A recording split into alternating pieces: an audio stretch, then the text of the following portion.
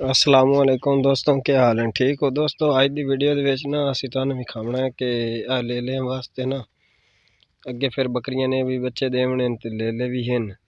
ये जड़ी है आस पास की फसल है ना, ये जाते आन ते फिर जड़ा ना हर बंदा गल करता है कि तुसी साडी फसल दा खराब कर रहे हो। असी इन्हों फिलहाल खुरली कोई नहीं, तूड़ी ते चोकर वगैरह जड़ा है वो इत्थे उत्ते रख दिता है। इन्हों का असी लकड़ां दा सिस्टम बनाया ते दूसरा सेटअप फिर बाद लग सी।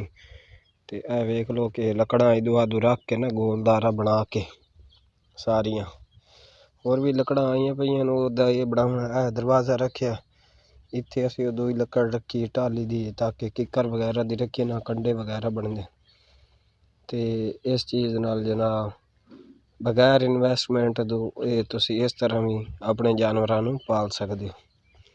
ये वेखो कि किस तरह असी इन्हां दी बाड़ बना के कंडियां दी ते लकड़ां दी ये हुण किदाई भी नहीं निकल सकदे।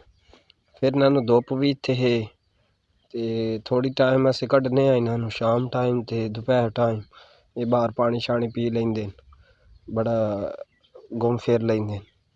टाइम होवे तो चरा लवीं, ना होवे तो फिर इन्होंने इत्थे रखे हुए ताकि अपना पुरसकून रहे।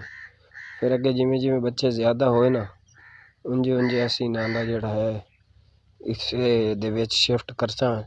ये असी काफ़ी जगह यानी कि बनाई ये विच कम अज़ कम 10 बच्चे आसानी नाल आ सकते। ते ये विच कि सर्दियों वास्ते बहुत ही फ़ायदेमंद है, बड़ा ही बेहतरीन है सेटअप।